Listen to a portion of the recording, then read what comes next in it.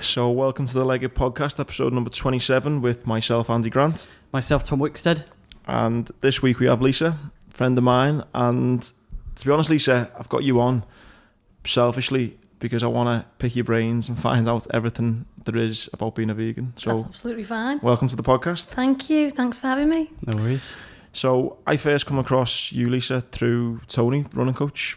So did you run for Liverpool Harriers, was it? No, I run for Liverpool Pembroke, Sefton, but Tony's been a good friend for years. He approached me about taking some photos when you were doing your 10K, your world record. Yeah. So we kind of know, that was 3 years ago, that now. It's crazy. Yeah, July 2016. So we've known each other since then. And then I was actually speaking to Tony in the gym, and I said to Tom, I really want to get a vegan on someone because it has become really popular now, hasn't it, in the last couple of years? Yeah. And selfishly, I just said I want to know the kind of all about it. I was recently got a new friend, and she's a vegan, and I'm sure we'll come into it. But I think there's two, in my opinion, anyway. And feel free to tell me off and tell me what I'm saying wrong and if I'm offending anyone.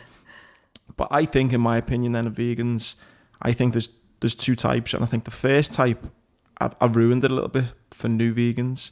So what I mean by that is, there's that joke, isn't there? How do you know when there's a vegan? Because they tell you and all that. Yeah. And because of that kind of thing, I think people I know have kind of went, it's a fad, it's one of those vegan things.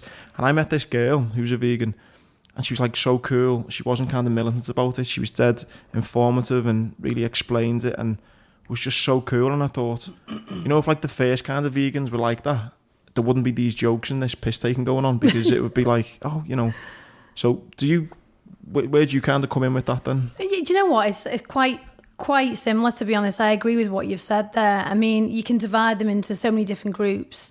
I think historically the whole kind of hippie kind of sandal wearing, tree hugging, environmental kind of crazy typology is out there, and I think people tend to put you in that box and think, oh right, okay, yeah, you just munch on lettuce all day long kind of thing. But yeah, no, you are right. I think that some of the older school vegans that have been around for a while, I mean, I myself have been a vegan for 16 years. I think it's divided into people that are generally, it all comes down to passion. Everybody is dead passionate, and it's about how far you extend that passion. And also it comes down to the reasons, because I've noticed that the reasons that people are vegan, if it's animal-led and animal welfare-led, then people will tend to be more vocal. But now we're getting into what I call the new blood vegans that are doing things for environmental reasons, to save the planet, for world hunger, to reduce water usage, all those kind of things, as well as for their own health. I'm finding that they are a little bit more relaxed about it, and because they've got so many different reasons for going vegan, etc. So I think everything just comes down to passion. I don't think anyone ever means to ram it down anyone's throat, and certainly I probably did used to be like that a little bit more when I was younger. I did go on marches, and I did do the activist kind of thing. Did you? I did, yeah. What was that? Which for like PETA or yeah, and League Against Cruel Sports as well. Yeah. So they used to do a lot of hair coursing around all this area. So I used to go to them, and also down in London as well. And that was really in my early stages, because I actually, funny story, I became vegetarian because of PETA. I got a PETA letter. Sorry, what does PETA stand for? The People for the Ethical Treatment of Animals. That's like animal testing and stuff. And generally just making sure that we're not abusing animals in the system, etc. They're a great organisation. They do some really good, they plant people in organisations, don't? Because I remember they did one with KFC or something about treatment of chickens and all sorts. Well, you see horrendous fucking footage of the way people are mass farming being treated. Yeah, they're very, very good. Well, they actually, when I was 6, a leaflet, and I can still remember vividly what this leaflet was like. It was bright orange, and a leaflet came through the door from a local group, and it was backed by PETA, and it was basically talking about battery farming and about cows and all these different things. And I actually took it through to my parents, and I said, is this true? I made that connection. Is it true that a cow... That's powerful. Yeah, it is. And I was like, is it true that a cow is actually a burger? And, my mum and dad were very open and honest. And they were like, well, yeah, that's what it is. But everybody eats it and we just kind of get on with it. And I thought, no, I'm not going to get on with that. I don't like it. I wasn't comfortable with the connection from that day on. So I told them that I didn't want any more meat or anything like that on my plate. They thought it was a fad. They continued to give it to me. And then they got worried after about a week of realising she actually isn't going to be any food. So Did you just stop eating then? I just would not go near it because I made that connection, because I am the biggest animal lover you'll ever meet. So it was then for my mum to do. Back then it was quite tough. I was 6 years old. So we're talking, that was 1987. So I lived on from there on for about 10 years, bird's eye vegetable fingers. Because at the time that was all that was out. So that was literally my meal all the time, because there really wasn't anything out back then. So it was a bit of a crazy time, really. I mean, obviously fast forward to today, you can get anything you want from a vegan perspective. But I think it's the market's moved phenomenally now. But going back to your original question, I do agree with you, and I do think that there are quite a number of different styles of vegans out there, but I do think that everyone is kind of joined together by their underlying passion for just trying to make the right decision. And I think when you have got a passion, it's difficult to, if you feel so strongly about it, it's difficult to just go I'm gonna just sit back. I mean, with the podcast, when we've started, you're like, right, that's it, contact him, contact her, let's get this on, so you obviously shout about it. You want to shout about it, you want to tell people about it, don't you? So it's I guess unfortunate then that vegans have been they're branded with that stereotype. So I've had everything. It's like CrossFitters and vegans. That's the type. I think the two types. You think. One of my old bosses used to call me a Vulcan because he just couldn't get over it. He was just like, right, no, it's so weird. I'm just going to call you a Vulcan instead of vegan. So I've been called everything over the years, and I've dealt with all the jokes and stuff. So there is a humorous side to it now that I just think, it's you just got to get on with it. It's part of the fun, really. And what were those demos like then that you went to? Pretty intense, to be honest, pretty intense. I mean, one of the things that I think a lot of people feel uncomfortable if they're shown footage. And I think that social media is driving this at the moment, in that, all of the documentaries that are coming out and all of the social media footages that are being shown are actually, there's never been a time like now where there's so much information readily available. And I think a lot of people don't want to see it because it is very upsetting. It's very upsetting to watch an animal being pulled apart or to watch an animal being slaughtered. It's the worst thing in the world to watch. It really is. But back then, when I started going on those marches and all those kind of associated things, I was just very, very keen to be around like-minded people, because there wasn't a lot of people around my area where I lived in Ormskirk that were vegan or vegetarian, etc. So I wanted to immerse myself in that, and I felt like I needed to have a voice for the animals at that point in time. I was very specific on realising, they haven't got a voice, and it's nice if people out there that have got big voices can go out and do a little bit for them. So it was a good time. It was educational for me. I met a lot of people from the kind of really, really passionate people that never miss a march and do it left, right and centre every single day of the week, to people that actually are CEOs of organisations that feel they just want to go on a march once a month to make them feel part of something. But it is intense, and you always get the element of there's difficult times at those kind of things, because you've got the type of people that want to just turn up and cause issues and slash people's tyres, that from the hunters that are going out, etc. And then you've got people that just want to have a peaceful demonstration and hold banners, etc. So there's even a kind of a myriad of different kind of protesters that you see at those kind of things. We did, I don't know if I should say this. Don't tell me you've been on a protest. No, I haven't, no. But we were a contractor once on Huntingdon Life Sciences Park, which is a massive big. Do you know it? Do you remember there was all the big? So we had nothing to just like. You're just gonna start having a fight. No, we were a contractor, right, on that. This was before I was in the business, but we were a contractor at Huntingdon Life Science. We had nothing to do with, I suppose, by virtue, because we were a contractor on Huntingdon Life Sciences, people would probably say we're participating somewhat because we are a contractor. Okay. But we weren't directly involved, obviously, in the testing of animals. But I remember that time was mental, because we had to go in unmarked vans, because people would targeting some of the researchers' house. It was fucking insane. And that is the level that, I remember people that is the level, it was insane at the time, because the amount of people who waited outside, people would literally go and arse some people's houses for the cause of animal testing, and I'm 100% with them in some respects. Like for testing on animals for, I don't know, MAC fucking makeup, putting lipstick on a rabbit, is not right at all. Yeah. But then I am kind of, if it is for cancer and that sort of thing, I'm kind of more swayed towards it. Do you know what I mean? Mm-hmm. I don't know what your stance is on that. It's quite difficult, really, because I know that over the years, people have had to use animals and still do to this day and age in medical sciences and things like that. And I think that, I've got to be honest, I'm not going to lie, I don't agree with it, only for the reason that I just don't think it's fair to do something on something that doesn't have a voice to say yes or no. That's where I lie on it, really. But I also understand that there's an important part and place for it in sciences, and hopefully it does play an important part in things moving forward. But I myself don't agree with it. Yeah. It is interesting, isn't it? Because when you start going a bit deeper and you start talking about the cancers and saving lives, then you can kind of make more of an argument. But again, you can still see why people don't agree.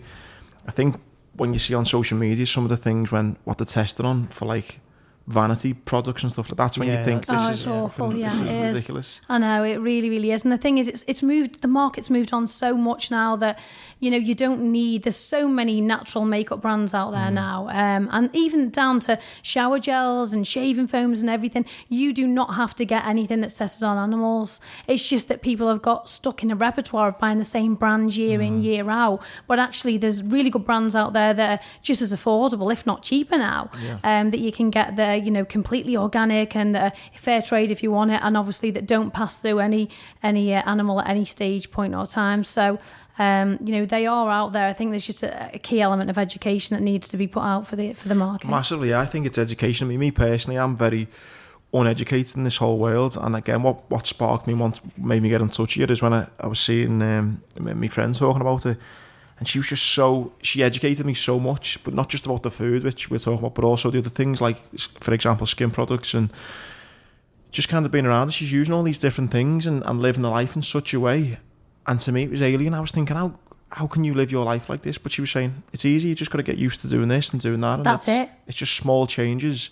But for someone like me, who's, like most people, maybe set in the ways and make excuses, because I say, don't make an excuse that you can't go to the gym. Just get up earlier. So I'm someone who says don't make excuses, but yet I am the person who make an excuse and say, oh well, do as I say, not as I do. Yeah, exactly. So that was one of the things that I thought, it is just education. It's unbelievable. Actually, it's quite interesting you say that, because when people come across me in business or in sport or wherever out on a social scene, that's something that they always say, but how do you do it? And I always say to them, look, knowledge is the first thing. Gather as much information as you can. And as your friend has rightly done, you get into a repertoire then, you start preparing, you know where to get your foods from, you know where to get your toiletries from, you know where to get your clothes from.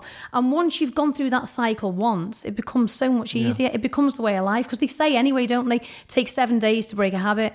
Once you've done something for 7 days, it's second nature to you. But I can understand when you've been kind of thrown into that area, it looks like a whole new scary world. I spent some time and I was like, why are you doing it that way? What do you just get this or get that? And she's like, no. I turned up with a plastic bottle and she went, just use this. And she bought me a plastic bottle, like, a reusable one. And I was thinking, she just use that.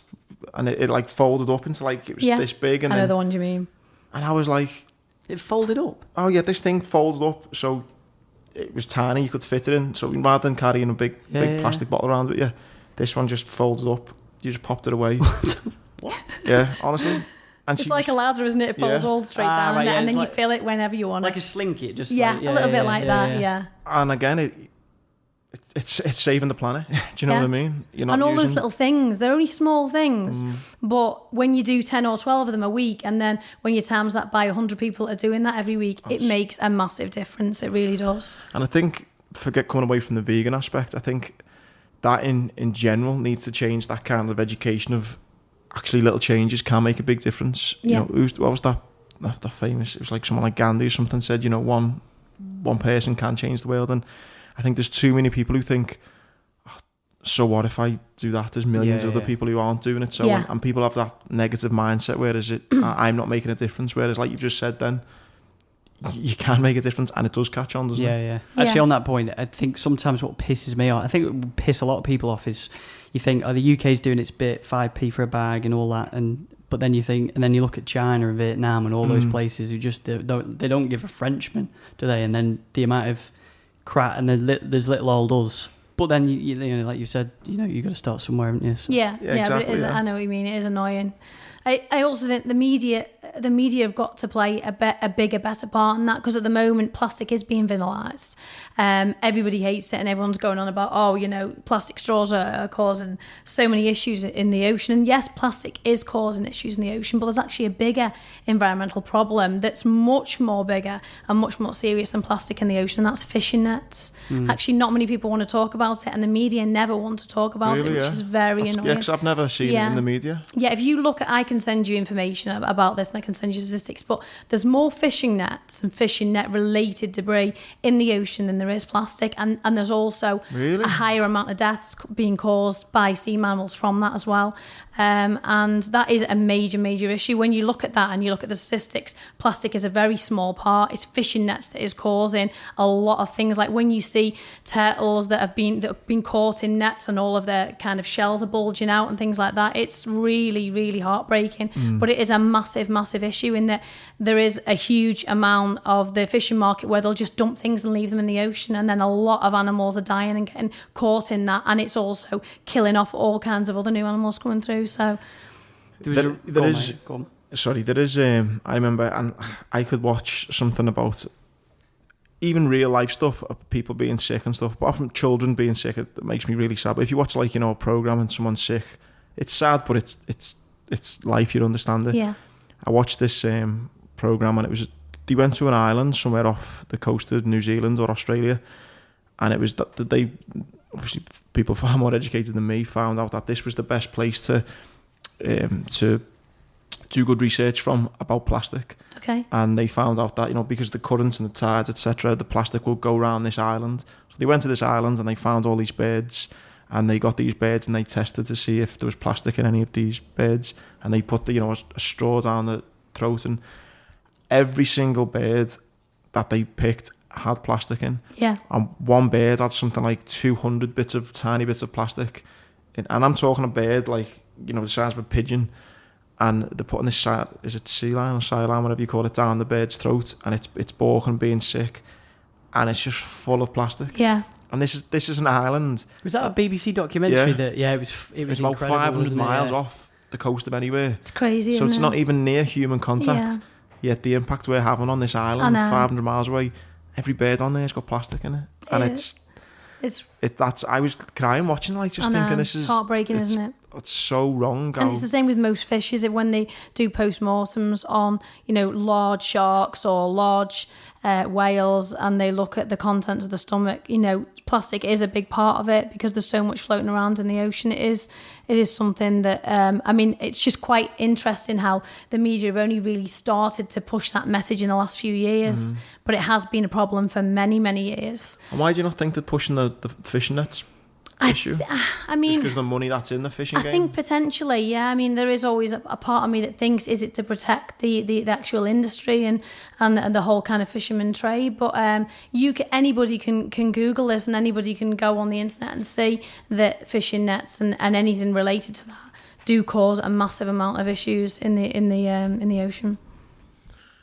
It is horrible, and again, I think it's because I think plastic as well is the one that did. The plastic images with animals, like you say, the turtles that are caught up. I think they're the ones that draw your attention to it, isn't it? Yeah. What I would say on the plastic, and it's quite interesting to pop this in from a business owner's point of view. Obviously, we've got various products in our range and things like that, and we constantly get consumers saying, you know, can you go to biodegradable plastics or compostable plastics? And we look at it all, and we do what we can, and we, you know, eliminate and reduce where we can. But the problem that a lot of people don't realise is that these new kind of biodegradable and compostable plastics are coming through the market for people to use, they are so expensive. They are so expensive, and it's not an easy switch. If it was an easy switch, everybody would do it within the industry. And I think that I have seen recently some magazines have been innovating with potato starch, which is quite interesting. So where you get your magazines poly-wrapped and sent through the post, they're now coming through. The grocer do it as an example, and it's wrapped in a potato starch plastic, which basically just completely disintegrates after a certain amount of time. And I think that is absolutely fantastic. But to take it to the next level in bottles and bags and things like that, there's definitely an issue there whereby someone needs to bring out something that's more affordable, allows consumers to still buy their things at the prices that they want. Because I know people say, well, I'll pay more for it, but the amount they would have to pay more is shocking. It's like, maybe even up to 10 times more in some cases. And it's, you can't impose that on a consumer that's buying something week in, week out. So I think the industry has got a lot more to do in that area with regards to making these new, kind of healthier plastics and biodegradables more affordable for people. I just pulled up this, so it's a reputable, obviously it's Nat Geo. And like you just mentioned, there's a great, I don't know if you probably know more, the Great Pacific Garbage Patch is mostly made up of abandoned fishing gear, like you said. Yeah. It's the size, it's the size of Texas. That's scary, that, isn't it? It's crazy, isn't it? Absolutely crazy. And it's, where is it? It lies in between Hawaii and California. And there's often, when you think of Hawaii and California, you think of paradise, don't you? Totally. Like amazing sea life and beaches and yet there's something the size of Texas floating around there that's not meant to be there. It's mental. You know what pisses me off as well? The stupidity of people. Did you see the thing the other day? There was a petition, not that I have a McDonald's anyway, but someone was moaning about the plastic straws. Oh, God, it goes on all the time, doesn't it? And brought a petition out to change back to plastic. It is mental. I do see that a lot. I was like, really? Like, how meaningless must your fucking outlook on life be? I know, it's crazy. Your biggest issue is that there's not a fucking plastic straw. In fact, I think the One Show did like when they asked the people what they think. Yeah. Versus, waste of time. So it sounds clear, but then, so your main reason for being a vegan is the animals then? It is, yeah, definitely. And that was that connection that I made when I was 6 years old. I've always loved animals, absolutely always. I'm still on a complete staple diet of Disney films. I'm still a big kid at heart. I don't watch any horror films or anything negative. I believe completely in only watching positive things, and anything with an animal in always gets my vote. So it was the primary reason for me going. Well, I actually went vegetarian when I was 6.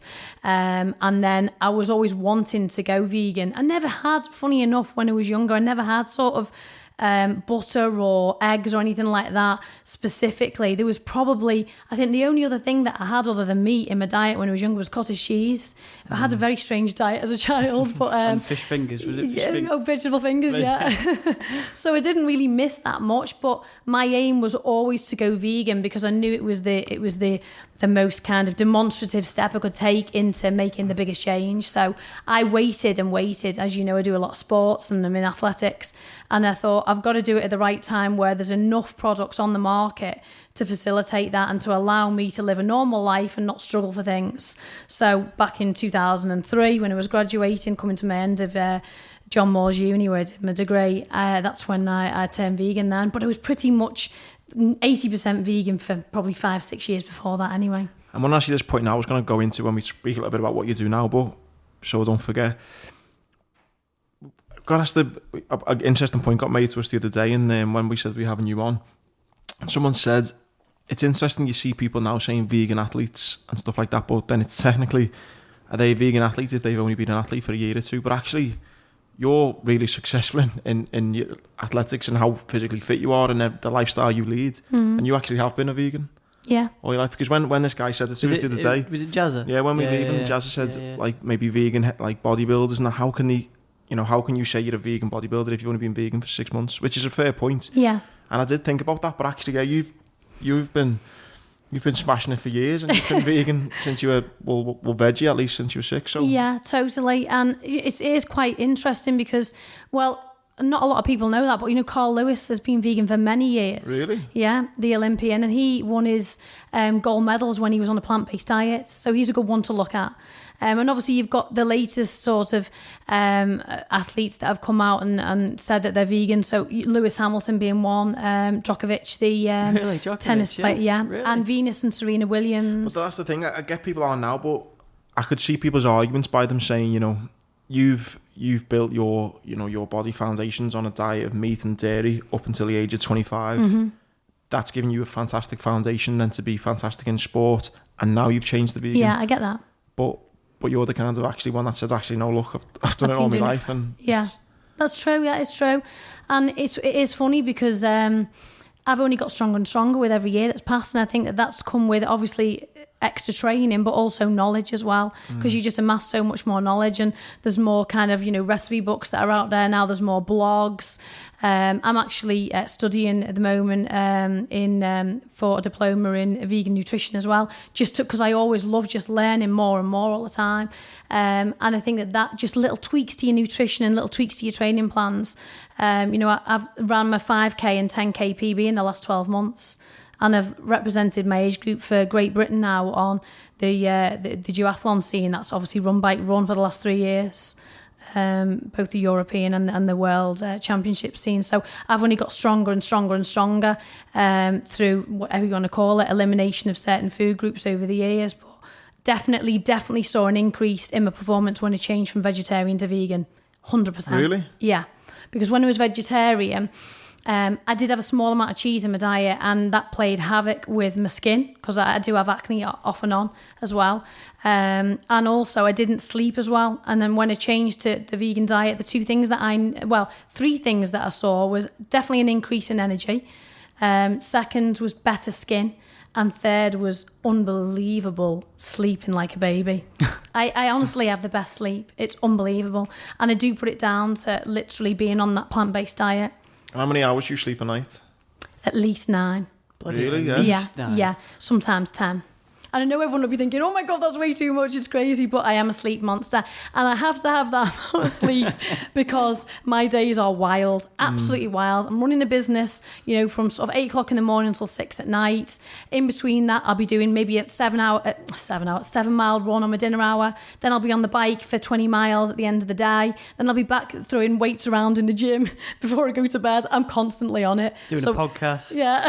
So I have to have sleep, otherwise I wouldn't be able to get through it. I am like you. I am normally 8.5, 9 hours a night. Me, I tried. I had a really late night last night. I didn't go to sleep till midnight, which is totally not like me. And I set my alarm for 7. I woke up at 7. I was like, nah, can't do it. I can't do 7. I need another hour. It does affect you so and much. And literally, so I didn't get up till about 8:30 in the end.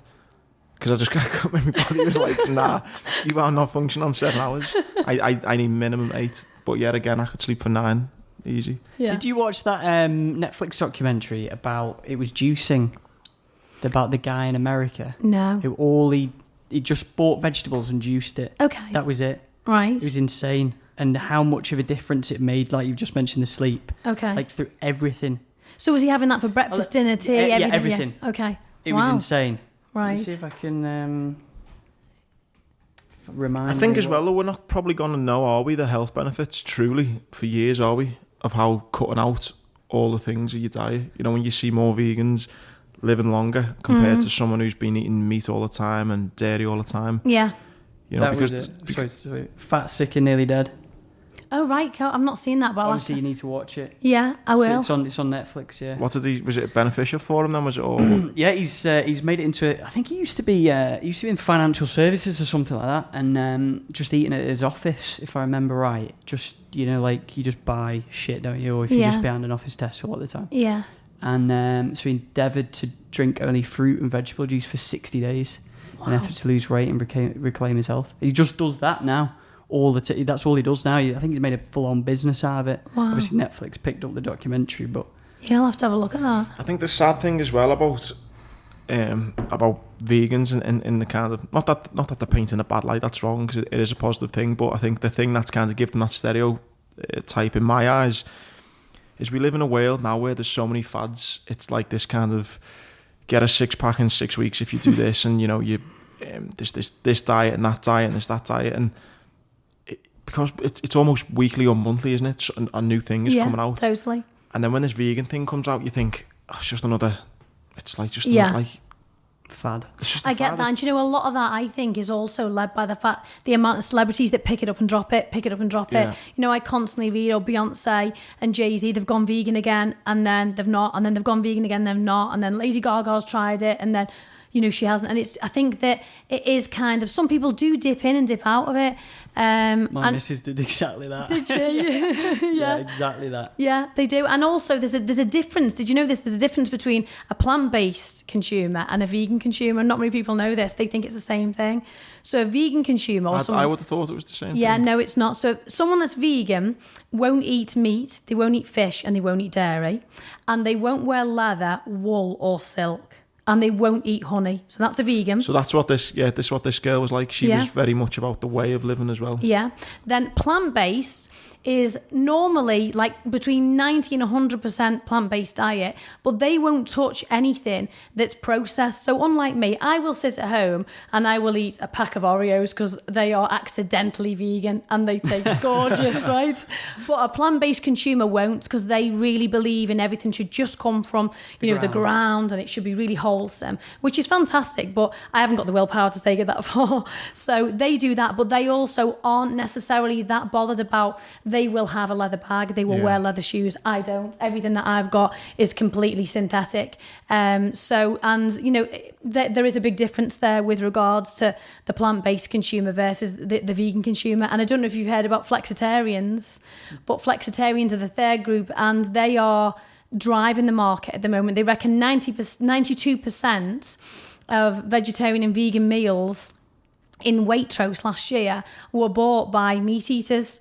And they say that these flexitarians that are deciding to maybe just give up meat on a Monday and do meat-free Monday, or just reduce the meat during the week by taking less meat on a Tuesday or 2 days a week where they don't do any meat, they're driving the market. And that's why you've seen so much innovation come out from the big boys like Unilever, Procter & Gamble, etc., who are now realising, right, okay, there is actually a big demand. Big market there, yeah. So this is why we're seeing things in Tesco, as an example, like Ben & Jerry's vegan ice cream. Yeah. Unilever have brought out a vegan Magnum. We sell vegan Magnum, and it's gorgeous. It is unbelievable. My freezer is stocks full of it.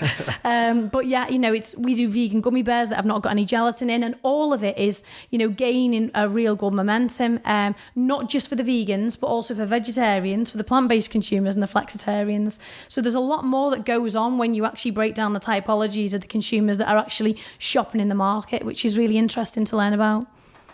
That is interesting. I mean, the kind of meat-free Mondays and stuff like that, that's because that's something that people can get on board with. Yeah. And again, the way of the social media, it's that kind of, look what I'm doing now, isn't it? And people totally. I think people do want to broaden the horizons, don't they? Yeah. But again, it's that not having the dedication and the knowledge to go. So me personally, I've thought to myself, I really, really should give this a go. And then my knowledge of food isn't great. I'm not a great chef at all. You're a good chef. Yeah, I'm a master chef. And I'll think, well, what can I have then? And then I'll spend 2 minutes thinking. I think, I'll just go back to what I'm used to. Right. Which is really poor that I've not got the mindset to think, that's why it's good when you see those meat-free things going on. So have you, just out of interest, have either of you reduced meat content at all in your diet over the last... No. So it's not affected you in any way, really? I don't eat... No, it did, yeah. No, I don't eat much red meat now. Okay. But I'll be honest, I eat a lot of chicken. But I don't eat much red meat. Much red meat at all. Neither do I, actually, yeah. Yeah, and it was because my ex-girlfriend, she was vegetarian for a bit, and she said she put weight on as a vegetarian. It's easy to do that now. People tend to put weight on as a vegetarian because what they tend to do is rely on cheese, and obviously cheese has got quite a high saturated fat content, and everything seems to be, if you go to a restaurant, even now I still joke about this, if you go to a restaurant and look at vegetarian options, it's either some kind of mushroom-based stroganoff or some cheese kind of lasagna, something along those lines, and I think that you can, because vegetarians vegetarians, they still have a lot of butter and milk and cheese and all those kind of things, which people actually think they're actually healthy, but actually they can increase your cholesterol massively. And it's very easy to put weight on as a vegetarian. It's easy to do it as a vegan as well, because there's so much junk food out there now. So you've got to kind of navigate your way through and know what you're having, because you can have your Greggs vegan sausage roll if that's what you want, but you don't want to be having it every single day. Obviously, it's all in moderation, as you would with any other diet. Yeah. Where do you go shopping? Where's the shop of choice for you then? Do you know, I've got such an eclectic mix of shops that I go to. So online I use Ocado, because it's really, really good for vegan stuff. So I get like vegan sausages from there and vegan burgers and things like that. I use Waitrose because they're brilliant as well, and I get quite a lot from there with regards to tofu and things like that. And then in Liverpool, I actually use 2 vegan supermarkets that are brilliant. The first is called Purple Carrot, and it's just off Penny Lane in Liverpool, and it's brilliant. And that's purely a vegan supermarket? It is vegan and vegetarian, yeah. It's unbelievable. So you can go in there and you can get, I always go in, it's like my Saturday treat. This is how sad I am. I go in and they do vegan cookie sandwiches in there, and they are unreal. So it literally is 2 cookies with like a fake kind of non-dairy cream in the middle, and you eat it and it is literally the best thing ever. And they do all the vegan cakes in there. They do vegan donuts, vegan cheesecake. You can get everything in there, vegan sushi. And there's another one that I go to on Bowl Street called Liv, L-I-V, and they also have a walk-in cafe where you can get all your vegan cakes and things like that, and I get a lot of my seitan from there. Seitan is my kind of meat of choice that I use, which is a vegan meat. It's 70% protein, and it's actually made from wheat. It's wheat protein. It's unbelievable. It is like the secret to most plant-based athletes' amazing physiques, because you'll look into the diets and you'll see that they are having seitan, and it is a great tasting product, and most people don't taste the difference if you put it up against burgers or bacon or anything like that. It's a great product. So yeah, I tend to use local supermarkets and Ocado and Waitrose. And so like today, what's your day look like today in terms of food then? That's a good question, yeah, because for me, straight away on that, before you answer, for me, I wake up 4 Weetabix in milk, so that's me screwed straight away. I have fucked it at the first hurdle. Yeah, but you know what? It's one tiny change for you. All you need to do is get almond milk. And almond milk, right, has higher protein. It's got more calcium. It's fortified with B12, so you're getting more vitamins. It tastes great, and actually... Does that still have Weetabix? Yeah, you can still have Weetabix, yeah. Okay. So that's the thing what a lot of people say, isn't it? That like, how am I going to get my protein? Yeah. Oh, it's the number one question. It really is. But I swear to God, Andy, if you go and you try, I'm gonna bring it to you. That's what I'm gonna do, right? My one small change for the day. Your unsweetened almond milk, right? If my mum and dad listen to this, will go mad. But when they come round to my house, they say, "You're not going to give me any of that funny milk you have. I don't want that funny milk." And I go, no. I'll go to the spa and I'll get you normal milk. And to this day, I've never put normal milk in the tea and coffee. They get almond milk every time, and they do not notice the difference. You cannot taste the difference at all. If you go for the sweetened version, yes, you're going to notice the difference. So that's you. You can literally just switch over to unsweetened almond milk, and it is exactly the same. So going back to what I've had for my breakfast, for my whole day so far, I had muesli this morning, just some Rude Health, it's called, muesli, which is like spelt, barley, oat flakes, just like a muesli. But I add in there flaxseed, chia seed, and something called lucuma powder, which is from a Peruvian plant, and it's full of vitamins and minerals. And what's it called? Lucuma powder. Lucuma powder. And it's great. It's like a nectar from a plant, and it's Peruvian, and it's full of magnesium and iron and potassium, and it tastes like orange powder. And I tend to mix that into smoothies and muesli and everything like that, and it's great because it means you don't have to put any sugar on there, so it's a relatively healthy, low sugar but tasty. And how long does this take? That's it. To make, because again, 2 seconds, because all I do is I've got a bowl, I empty the Rude Health muesli into the bowl, I've got a pack of seeds from Linwood's that I put a spoonful of. I'm only putting a spoonful of each of these powders in, so it's literally muesli into the bowl, spoonful of that, put the milk in. It takes me 2 seconds, because the one thing I'm a quick, easy vegan. I will not spend hours and hours preparing. That's the thing that puts people off, isn't it? They think, I've got to prepare and I've got to read every packet and make sure it's got this and that. It just seems to take a long time. I'm trying to be what most people I know would think, and you've just smashed it out the water saying like, yeah, it does. And all that is knowledge. It's just knowledge of, honestly, right, the best thing anyone can do, if they're curious about plant-based diets or vegan diets, just go and have a walk around Holland and Barrett, because you'd be amazed by all the colourful products that you can actually get in there and the things that you can have that are so healthy that you don't necessarily see in supermarkets. And they're easy. Everyone's got a Holland and Barrett in a town or village. So that would be my breakfast. And then mid-morning snack? Yeah, always a mid-morning Oreos? Snack. I'll leave them till later on in the day. So I normally have mid-morning snacks, some rice cakes with peanut butter. I'm obsessed with peanut butter. A lot of protein in that though, isn't there? Yeah, totally. Or I'll have apple with peanut butter. And then lunchtime comes and I will either make myself, I'll get all salad components in. So there's always enough stuff in my fridge to make a big salad. I'll either make myself a salad, which will have things like tofu, cashew nuts, beetroot, lettuce, spinach, tomatoes, mixed peppers, seitan, put it all in, and I can get 25 to 30 grams of protein out of a salad. And people are amazed by it, like, what? Out of a vegan salad? It's not possible. And it is, and it's dead easy. If I'm not having salad, I might have soup, or I might make myself a vegan curry with some cashews and tofu and butternut squash, etc.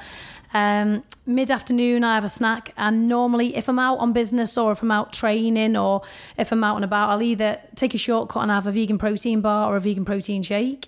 If I'm at home, then I'll have something a little bit more healthier. So I'll have Alpro do a really good high protein yogurt called Go Protein, and there's about 8 grams of plant protein in that. It's only a small yogurt, and then I'll probably throw some nuts in there as well.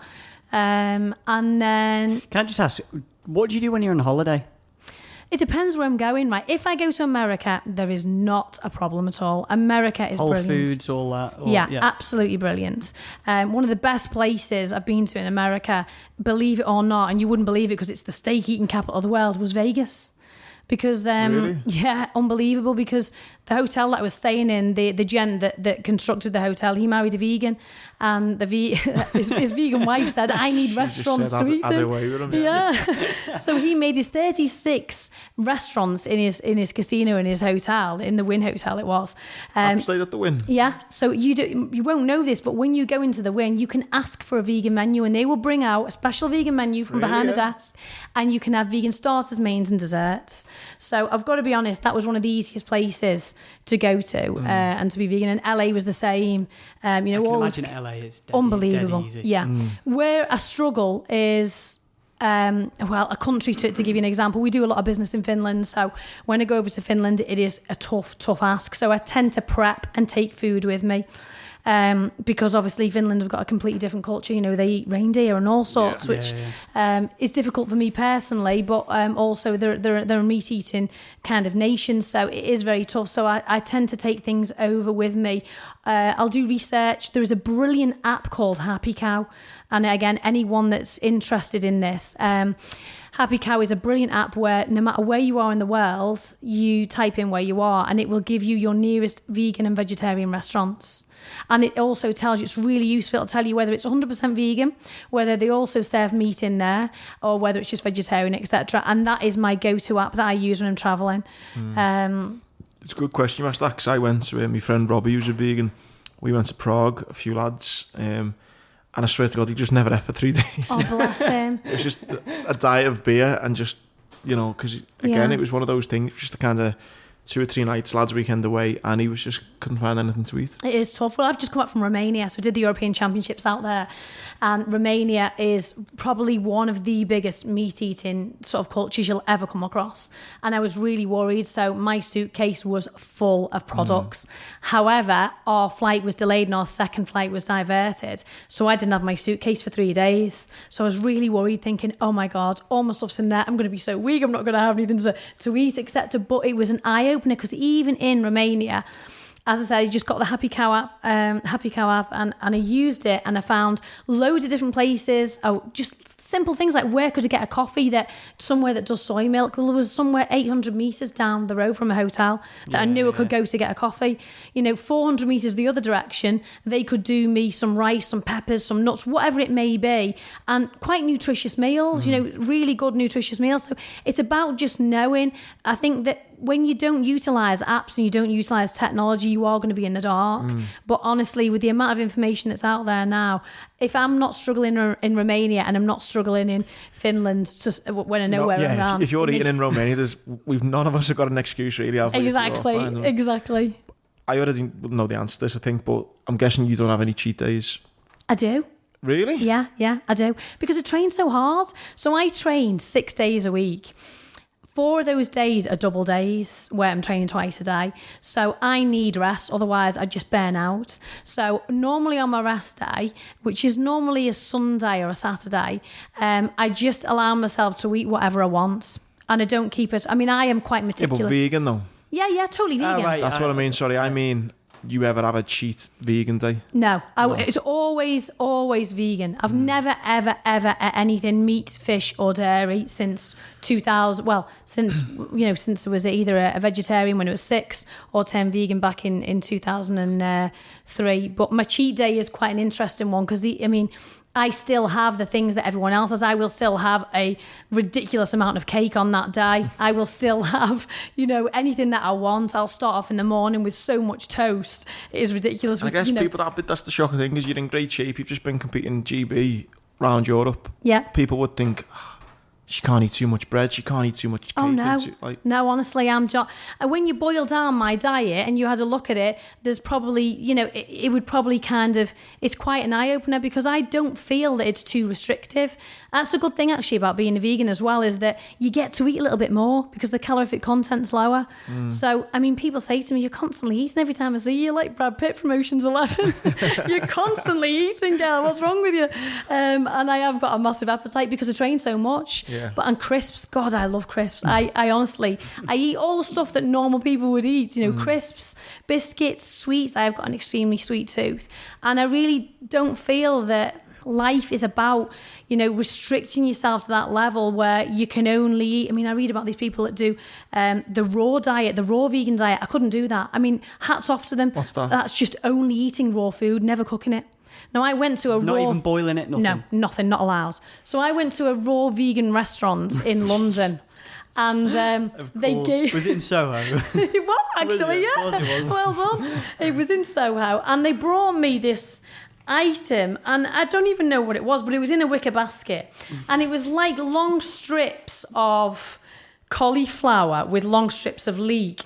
And there was a point... And I kid you not, I didn't know whether I was eating the wicker basket or I was eating the cauliflower because it was so vile. And it was literally, I have got nothing against raw vegans and hats off to them, but I could not take it to that extreme. Same with fruitarians. People that only eat fruit. I couldn't take it to that level. See, that's what I've said before about the fads. It almost sounds like a fad within something healthy. And it's kind of like... Come on, you've got a good thing here. Don't stop trying to make it this extra thing. Yeah. Well, here's one for you, right? Do you know about breatharians? Jesus Christ. What? This is unbelievable. Breatharians survive only on oxygen. That's clearly impossible. I am not joking. Please look it up because I've met one. I met one last year in Germany. And they are some of the healthiest people in the world. They're allowed water. I think they're allowed water. But a breatharian only survives on oxygen. But how can you... It's all through meditation. Through the air and sunlight. To reach a level of consciousness where one can obtain all the nutrients one needs from air or sunlight. Fuck off. Listen to me, right? This guy came to our stand and I was offering him vegan marshmallows because he told me that he'd been following a vegan diet for years. And he said, oh no, I can't because I'm doing my 6-month breatharian diet. And I was like, what is that? So that is an interesting one. Jesus or something, is he? I know, it's unbelievable. See, there's one there, not barely eating for 9 years. How... Nah. I feel like it is a case of people have gone like how far could you're only a vegan? Well, I'm a... Yeah, massively, yeah. And that's, again, I think that's... already I feel enlightened and already I'm seriously considering making some big changes speaking to you. And I think if more people could have these conversations and hopefully when they listen to this, again, I think I started it off by asking you those two types of people. Vegan, in my eyes, had that thing of, I just want to be a bit different. I just want to do and then that's where those kind of things sprung from. You know what I mean? Different, Like going to the gym, like CrossFit. I'm not just going. I want to do this CrossFit, and I want to do this different type of pull up. I want to do this. And it becomes that that's fucking ridiculous. That, isn't it? I know it's the Metro, right? It is unbelievable, isn't it? It says it Audra Bear of course she's called Audrey Bear, but identifies as a breatharian and claims she fasts for up to 97 days because food gets in the way of her enjoyment of life. Jesus Christ. That can't be good for you. Surely not. It is crazy. I only learnt about that this year when this guy came to the stall. But I mean, he looked really healthy, to be honest. He did look healthy, but really, I couldn't do it. To be fair, she doesn't look like she doesn't look ill. No. That is. I'm going to look into that a bit more. But I do think they're allowed certain liquids, you see, and they can get nutrients through the liquids. So it's potentially some of them might be on the verge of juicing slightly. Yeah. But it is an interesting one, the breatharian thing, because I only learnt about it this year. But yeah, I can't take it to that level, certainly What fascinated me again was my friend. I keep on referencing her just because she opened my mind up so much. She was staunch vegan, really knowledgeable like yourself, like really cool with it as well, and just I don't know, just kind of made you want to do it, but not in a kind of pushing it down your throat way. Yeah. But she allowed herself a cheat day like once a year. What, for meat? Yeah. Oh, right. And she'd eat like a burger. Interesting. Yeah. And I thought that was crazy because she's all the way you're more for the kind of the animals. She's more for saving the planet. Yeah. Just because obviously we can't go on, the planet can't sustain how we're living our lives. So she's for that reason. But yeah, once a year or something, she'll just have a big Mackey's and go all out, and she'll eat a burger, and she'll just only food. She still lives. She's still like all the clothes and everything, and products that she uses are all vegan all the time. But just eating wise, she does allow a cheat day, which I thought was interesting. If you did that, what would your body just say when you had your bags? Like you couldn't get your bags, and say you're in the airport and you had the only thing that you had to have this steak, right? What would your body just reject it? Do you know how many people have said this story? Or about you're on a desert island and you're with a pig.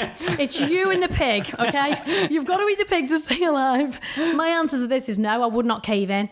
But say you had to cave in, right? What would you? This is hilarious. You have to do it. I've got to eat at least. Would your body like? How would you?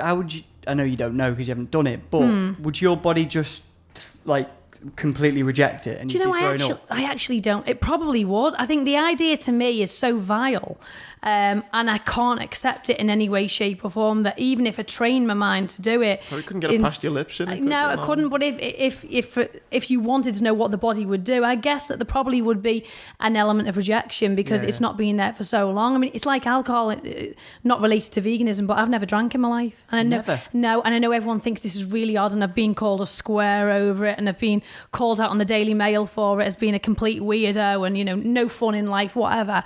By a whole of the trolls, but I've never drank. I've never needed to drink alcohol. I'm full of beans. I'm full of energy. I go to all of Tony Clark's dance nights. I'm constantly there on the podium all night dancing, raving it out until the early morning. I have never needed alcohol, and because I do so much with my life with regards to sports, and I'm up early and I'm training, and I've got to have a real clear, focused mind for the business. It's never, ever come over into my way of thinking, do you know what, I want a glass of wine or a glass of beer. But to relate it back to your question, I think if I had a sip of beer now, or because I've never tasted it, and my body would probably reject it. Because interestingly, I went for one of these food sensitivity tests. Don't know if you've seen them, where you basically hold two magnetic rods and it sends an electromagnetic current around your body. And it tells you what you can and can't eat based on what they think you will have an intolerance to or an allergy to. And it was it's really interesting. I did it in Wilmslow, and it came back. I had all the reds next to things that I've never had: beef, chicken, wine. Really? It was unbelievable. Things that it just said your body would just reject them.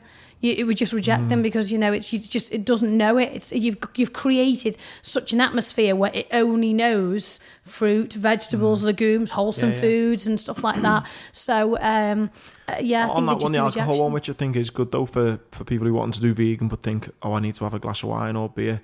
There are.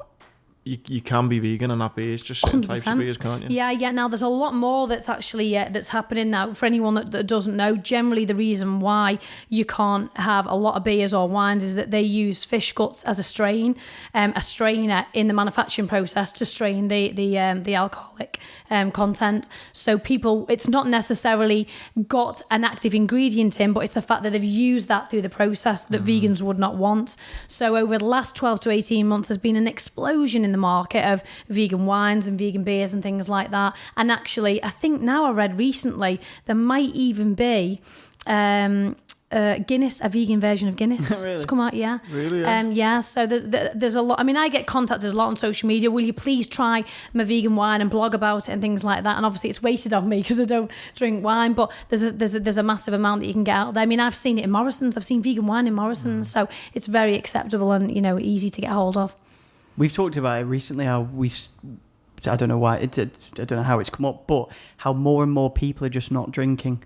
We certainly see a lot more, like, I don't know whether it's our circle, but both of our, or even yours circle, but like just completely trying to knock it out. Well, we saw a beverages report last week in work, and it says 70% of the UK population are either eliminating or reducing their alcoholic content. That's really interesting. They reckon it's being led by the younger generations, Generation Z and the millennials. So anyone between sort of the ages of 16 right up to about 37, 38. And it actually, to link this back to our business, which is quite interesting, we've seen a massive increase in, I don't know if you heard of kombucha. So we've got a kombucha brand, which is a probiotic drink. It's called Captain Kombucha. And kombucha's been around for years. You can brew your own kombucha.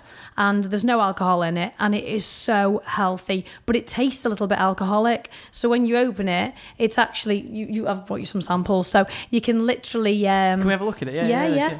It smells like a bit of a beer. It's fermented. So that one there is a coconut version.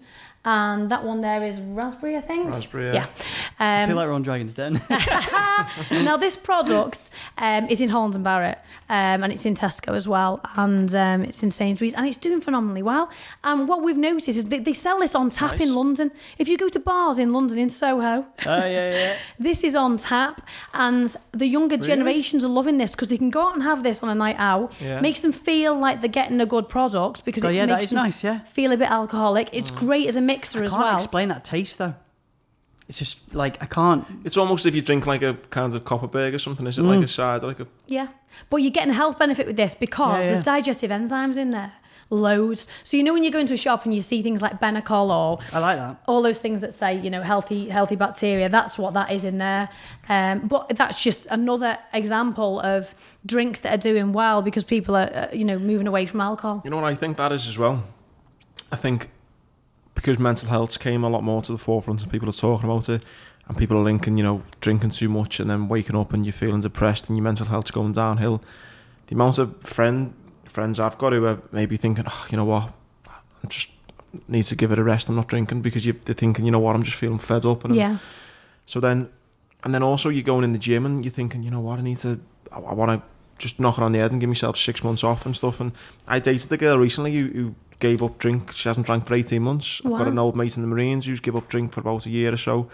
I was in a taxi the other day and the fellow went, no, I've not drank in 2 years now. And they're not alcoholics or anything like that. They're just people who are like, you know what, I've kind of saw the light a little bit and I'm actually happy. And if I didn't drink again, it wouldn't bother me. And it's happening more and more. Yeah, it is. More and more. We spoke about this on a previous podcast, didn't we?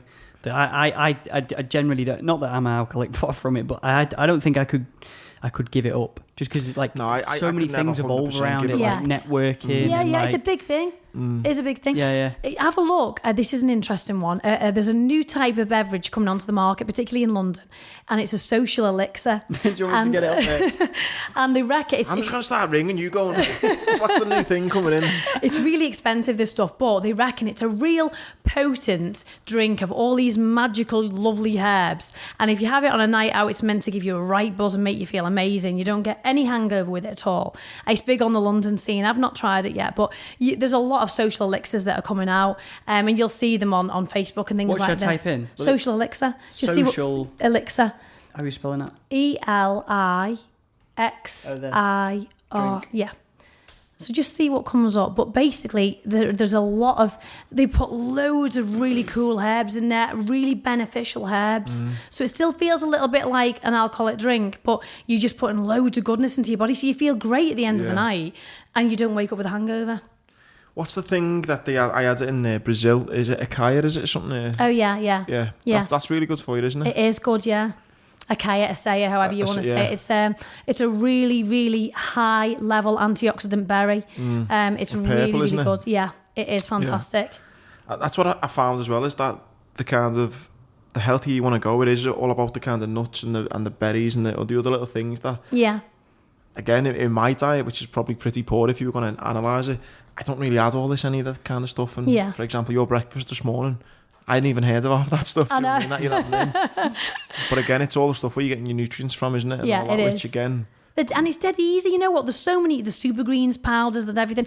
All you need to do is get a pouch of powder and put it in your cupboard. And remember, when you're having your breakfast, sprinkle it on your Weetabix, or when you're having a soup, put a spoonful. And we're talking about very small changes here.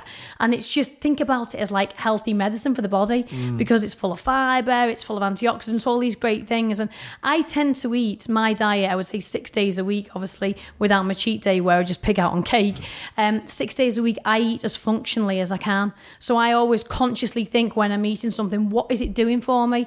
Is it giving me energy? Is it increasing my iron levels? What can it do for me? Can it make me stronger in the gym? Can it give me a boost of energy? Because another thing is I don't have any caffeine, which you'd be surprised because I sound like I'm on caffeine, I know.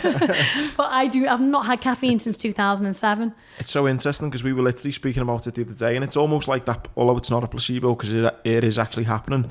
It's that kind of thing where I've spoke about in the past. If I wake up and I've had the vitamins for the day, I don't know, I've just got this thing in my head and I think I've got an extra spring in my step today because I've took them. Do you know what I mean? And it's like that. If you're drinking a drink instead of a beer, and in your head you're thinking, you know what, I'm feeling good now, it'll probably give you that Dutch courage that beer normally does, I guess. Because you're thinking, you know what, I'm feeling good here today, me tight top, and I'm drinking all my good stuff, and do you know what I mean? So it is funny actually, by doing it right, it's having the same thing that maybe alcohol would think that was giving it to you. Do you remember there was a really good thing on YouTube where they gave people Beck's Blue, but they thought it was alcohol, and at the end of the night they were like swaying and all sorts of really? Oh, that's no funny. Alcohol in it whatsoever. That is funny.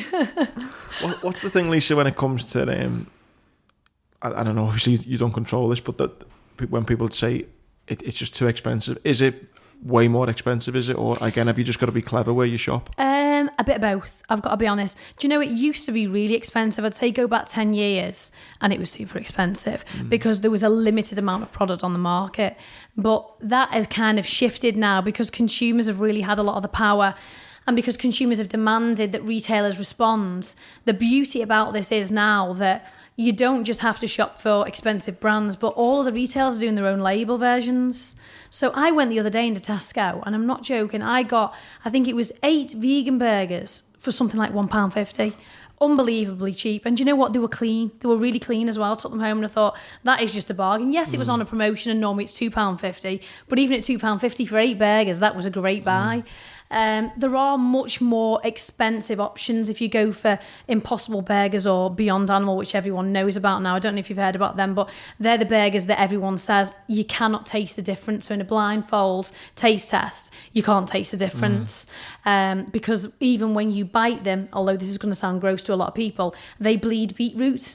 So it's the colour bleeding burger. Like, So, but they're about £6 for 2. So they are expensive, but it's all about where you go and where you shop. I am not one of these people that will go out there and spend, an extortionate amount on it. I am quite frugal with regards to my choices because I've got to buy so much week in, week out, and it's so much easier now because I can go to whether it's Morrison's or Tesco, etc. So it doesn't have to be expensive. I think where people tend to think that is where they think I've got to buy exotic fruits and I've got to buy purple vegetables, and you don't have to do that. You can still get all your nutrients from a simple cauliflower and just whatever you want to do with it, or kale or whatever.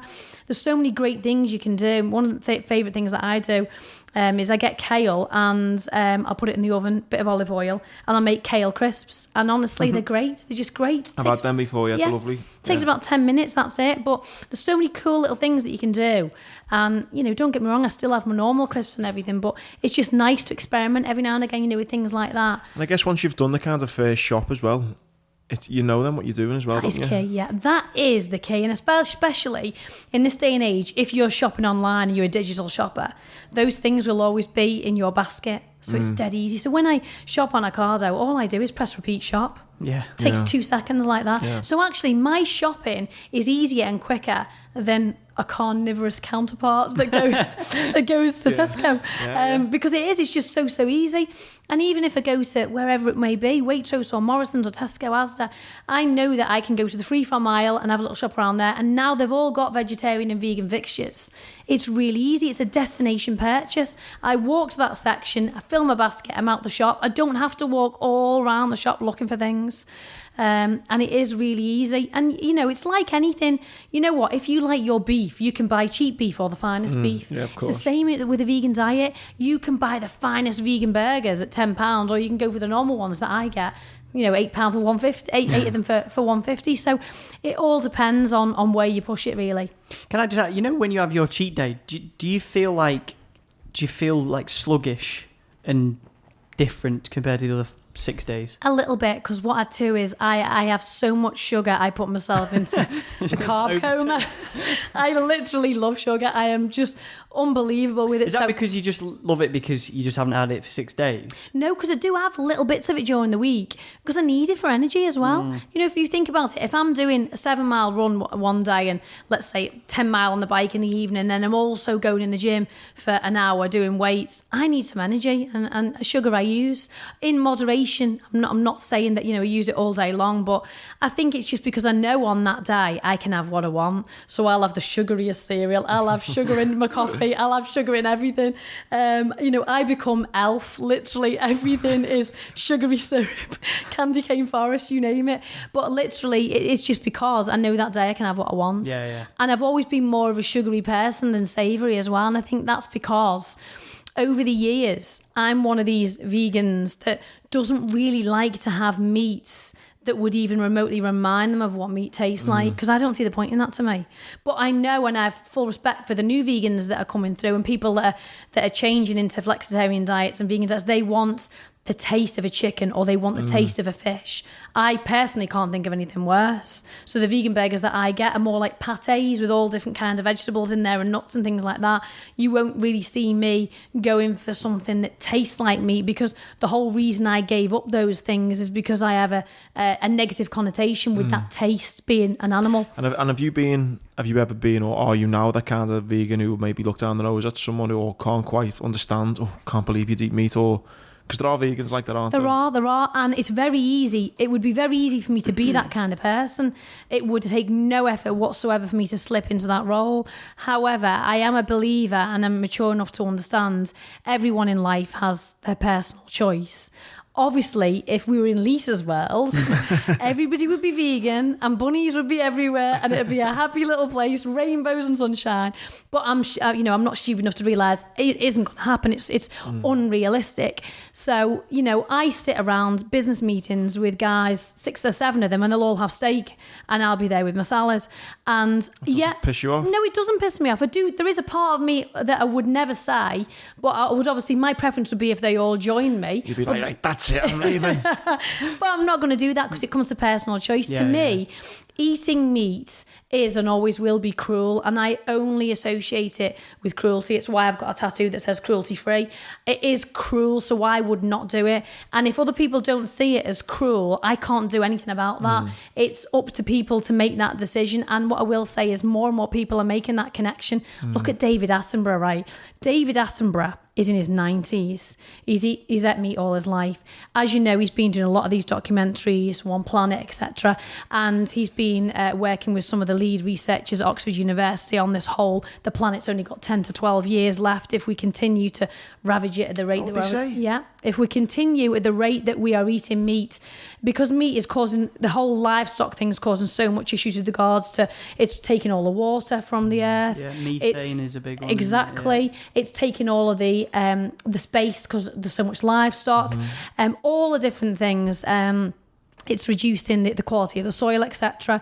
And we're turning our back on world hunger. So what he's done, he's 93, I think, or 94. He's in his mid-90s.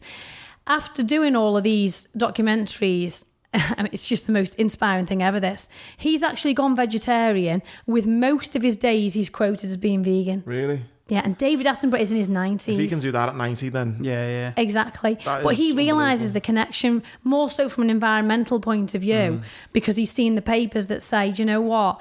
If we continue to do this, our children and our children's children are not going to have the lovely environment that we have now. And that's a big thing. That's another reason why I'm vegan as well. I don't have any children. I have a cat that is like my child. But I really respect and want to build a better and brighter future for the new younger generations and for everyone's children and for their children's children. I think it's only fair they should grow up in a world that we've grown up in, because it shouldn't be fair that it starts to decrease every few years. Totally. And that is why, obviously, they've issued this report saying that, we've got this clock that's ticking, and in 10 years, if we do not sort out this situation, then, it's really going to be a nasty world for people to live in the future. Just to go back onto you personally as well, because it's all right for people, for those who are watching, but for those who are just listening, I'm imagining people will be thinking, oh, she's saying she eats all this, she can't be that fit, or she can't be living, like, going to the gym like she's saying. You are, like, smashing the fitness wise as well, aren't you? Yeah, I am. So, like, what are you, like, running times, and what are you kind of competing and stuff? And so 10k at the moment is 38:53. That is fucking rapid. Not as fast as you though, is it? No, it took me so long to break 40 minutes. It was only training with Tony. Yeah. I got it down to 37. But I know I've ran it once, you know what I mean? And you are flying. Yeah, so I'm a 5Ks 18:39. And I've set both of those PBs. Literally won my 10K in April this year, and my 5K I think in August last year. So both within the last 12 months. And I've been doing duathlons now, so that's run, bike, run. So that's 5K run, because I do the sprint Olympic distance rather than standard. So 5K run at the beginning, then 20K on the bike, and then 2.5K run at the end. And I've been smashing that. So I did Stockton Duathlon in April this year, won my age group in that, so that's qualified me for next year's World Championships over in Holland. And I've just got back from, two very close competitions. I did the World Championships in Pontevedra in Spain in April and finished 9th in the world for my age group. And I've just got back 3 weeks ago from Romania from doing the European Championships, and I finished 8th in the world for my age group, and that has gone from being 16th in Europe right to 8th, and being about 12th in the world right up to 9th. So I'm chipping away at it year after year. I'm getting fitter, I'm getting faster, I'm getting stronger. And I might not look it to people when they see me in the gym, but I am strong. So when I'm in the gym, I'm strong as an ox. And, what does an ox eat? An ox eats grass. And that really is like, it's 90% of my diet. But I can literally, you put me in a gym and I will probably be lifting the majority of weights that the lads are lifting. Yeah, I always train I followed you for years. I know how fit you are. I just know from the perspective of people that I like, kind of friends and stuff who don't know anything about vegans. I just know people will be like, yeah, you got to eat steak and you've got to eat chicken for protein, and just knowing how fit you are. I just wanted you to say your times, because they're super fast times. Yeah. I couldn't run those times now if I tried. It is funny, the majority of people that I meet, when I tell them I'm vegan, normally I get things like, well, where do you get your protein from? Which is everyone's favourite question. Yeah. Obviously, you describe that protein is actually naturally occurring in many foods, and then I add in extra legumes, pulses, nuts. I have seitan, which actually is well, that's the problem again. I don't even know what any of those things are. Yeah. It's just knowledge, isn't it? It is knowledge. And, next time you go in the supermarket, you'll start to see seitan burgers because they're popping up everywhere, or tofu burgers or tempeh burgers, whatever you want to call them. But it's just, all it is taking yourself to that fixture. It's like anything. I don't shop the fish fixture, and I couldn't tell you all the different types of, fish and the grades and stuff. But I'm sure if I immerse myself in that, I'd know all sorts. It's because you just don't shop it. Yeah. But once you get that in your repertoire, you get to learn a lot more. But when people meet me, they normally say, well, you can't have that much protein, you can't be able to be strong, you must have headaches all the time, and you must be dead weak. And I say to them, come to the gym with me. Yeah. Just come to the gym with me and let's see what we can do. And normally, none of them ever want to come back and train with me ever again. This has happened loads of times. My boyfriend said, you've scared them off again, because I am a maniac in the gym. I mean, literally, fitness is my life. I've trained as far back as I can remember. I love it. I do training because I have a stressful job, and I think it's a real good sanctuary for me, and it's good stress relief. So I've always trained, I've always ran, I've always biked, I've always lifted, heavy weights and things like that. And you know, there's a lot of people that are amazed by that, because I think they think they've got this kind of vision of vegans are sat at home shivering and they're cold and they're by the TV. Well, they do, yeah. You know, that's what they think. But it's you only have to read any of the magazines, and there's loads of specific vegan magazines out now. Vegan Lifestyle, Viva, Vegan Magazine, Plant-Based News. Just read these kind of things. Read Veganuary. You know, if anyone's listening to this and they're thinking, well, I don't believe what she's saying, just go on to veganuary.com and read. This is where people literally say, for the whole of January, I'm going vegan. And the amount of people, I think they've got a fantastic rate of, I think 60 to 70% of people that do it never go back to eating meat because they feel so fabulous after it. And it is amazing. So have a look at that. And the other thing it's worth having a look at as well, probably the most exciting thing that's ever happened in the world of veganism. The first week in September, there's a new film coming out called Game Changers. Don't know if you've heard about this. No. So it's been produced by James Cameron. Okay. He's on Titanic and Avatar. Yeah. I was thinking of, yeah. Now, James Cameron has also been working with the likes of Richard Attenborough and all of these researchers, and he's very, very aware of the fact that we have this clock ticking on the planet. And he's teamed up with Arnold Schwarzenegger, who I was lucky enough to meet in person last year. Really? Yeah. Wow. And where did you meet him? I met him at a meet and greet event in Birmingham. So I was on a mission. That's got to be... He's one of the most recognisable in the world, isn't he? He's one of my all-time idols. Him and Jean-Claude Van Damme. So I went along and met him and we had a chat. And do you know what? He's actually gone vegetarian at the moment and he's trying to go vegan. And if you Google about Arnie going vegan at the moment, the main reason why Arnie wants to go vegan is because of the environment. Now, Game Changers is coming out September 16, as you can see there. With Jackie Chan. Correct. And Pamela Anderson, who's been vegan for many, many years. She was involved big with Peta, yeah. Novak She still is, yeah. And this is unbelievable. Now, this is like a documentary film. It's already been winning awards. It's fantastic. I guarantee if you've got any doubts, if any listeners have got any doubts about what you can and can't do, watch this, because there's football teams that have gone vegan, there's rugby teams that have gone vegan, and they're all smashing it. They've got bigger, better performances than ever before. People can watch this, but as in people who are watching on YouTube. They eat a lot of meat. They showed us commercials. Steak. That's what a man eats. Selling that idea that real men eat meat. Serious non-food. But you got to understand, that's marketing. That's not based on reality. Sundance. Fighting techniques, government agencies for more than 15 years. Then I got injured. Unable to teach for at least 6 months. I spent more than 1,000 hours studying science on recovery and nutrition, and stumbled across a study about the Roman gladiators. The gladiators were predominantly vegetarian. How could the original professional fighters be so powerful, eating only plants? Oh, I didn't know that. When I made the switch to a plant-based diet, I qualified for my 3rd Olympic team. I broke 2 American records. I was like, man, I should have done this a long while ago. When I went plant-based, I wasn't sure if I was going to survive. And I actually became like a machine. One of the biggest misconceptions in sports nutrition is that we have to have animal protein to perform at a high level. That's just not true. Sometimes you have to do things that you know your competitors aren't doing. Today's blood and yesterday's blood. Them. I think this is going to wake a lot of people up. I was recovering better, not getting as sore. This was our best season in the last 15 years, and we had 14 guys on plant-based diets. We don't want to feel great, have more energy. Cholesterol was 276. Today, 169. Whoa, now you're talking. Most guys my age can keep up with the grandchildren. My grandchildren can't keep up with me.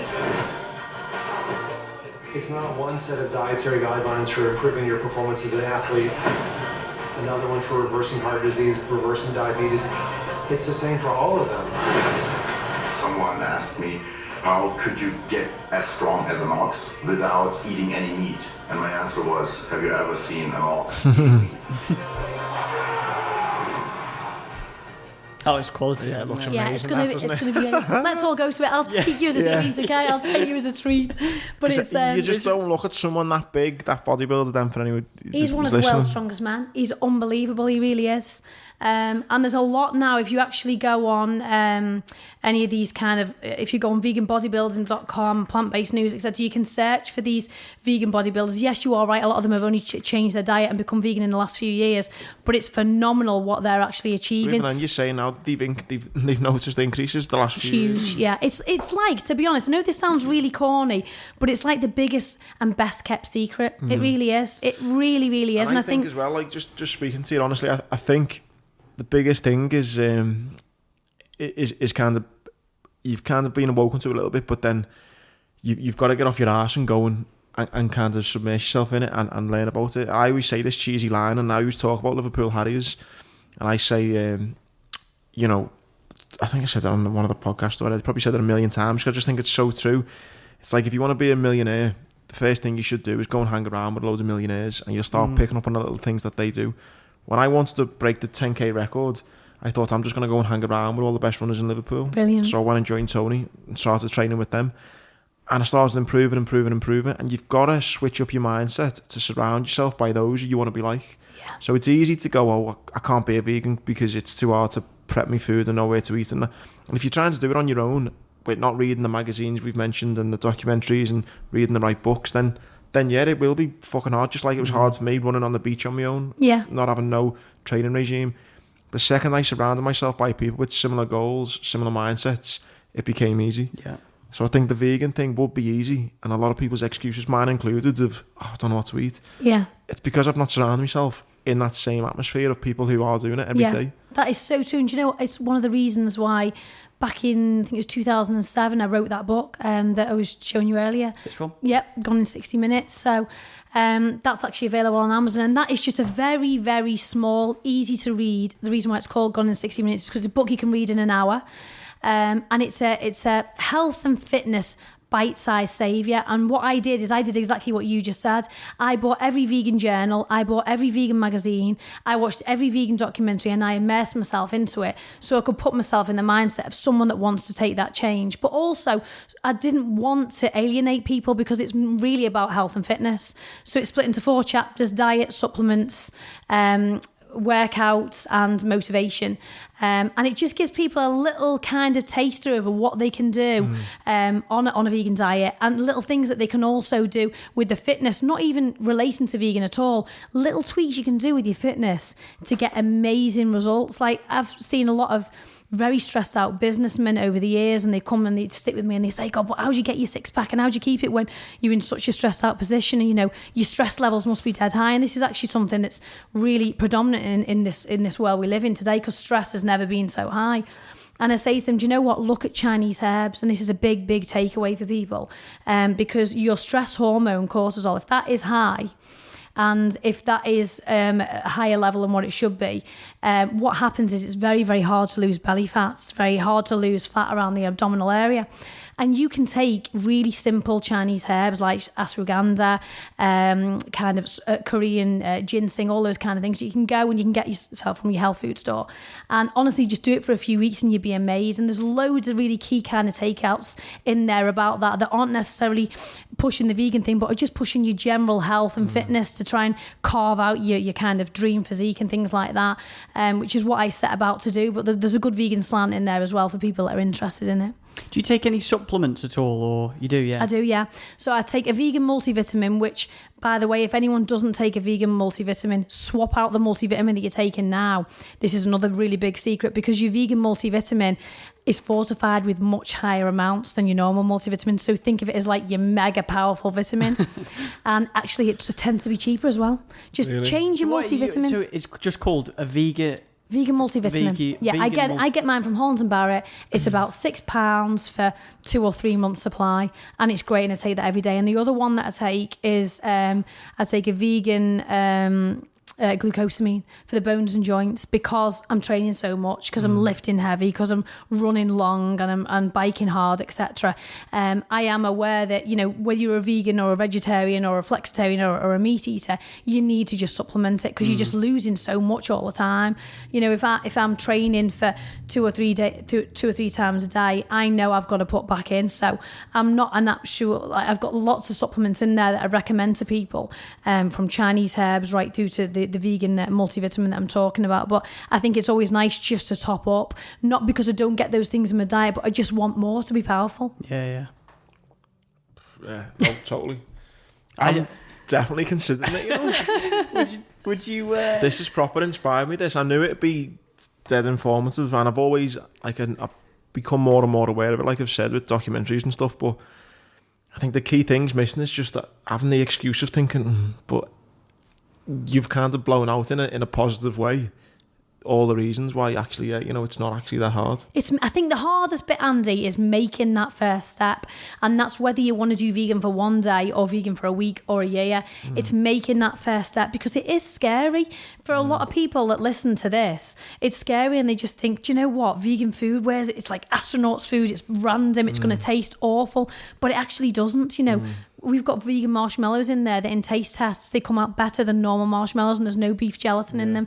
We've got vegan gummy bears in there that, again, brought us a load of goodies. Got Coconut Clouds, vegan bakery. This is just to show you the things that you can get. You know, these are products within my business that we sell. That the thing with, like, people can't eat Haribo, can they? Because it's got gelatin in it. And what is exactly gelatin? So it comes from the inside, the bones, joints, cartilage, all those kind of things. It's like, think of it as the gooey thing inside an animal, and they extract that and they put it into sweets to make sweets super chewy. Now, I don't know if you've seen this recently, but one of the best-selling sweets in the UK is Percy Pig at Marks and Spencer. Is it really? Yeah, it's unbelievable. They are nice. They are. But there's been uproar at the moment because what they've decided to do is they used to have a veggie Percy Pig and a normal Percy Pig, and they've decided to bring together all of them. Now everything in the Percy Pig range is vegetarian, and they've took out the beef gelatin, and all the people that used to love the original beef gelatin want to go in mad saying, I want the old ones back,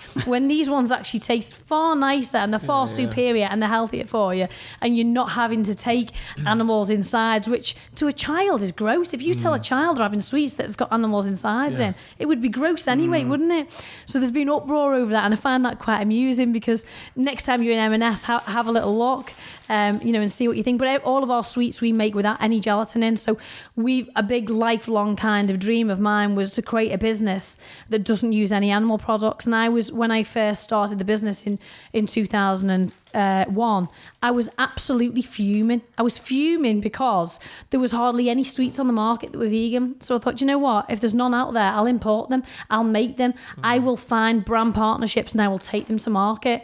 So the business became a bit of a personal passion for me, to take those products to market. And now our products are in Tesco, Asda, Sainsbury's, Morrison's, Waitrose, Holland and Barrett, everywhere like that. Was it hard getting them? Was it hard getting in front of these people at the start, or? It was at the heart. It was at the beginning.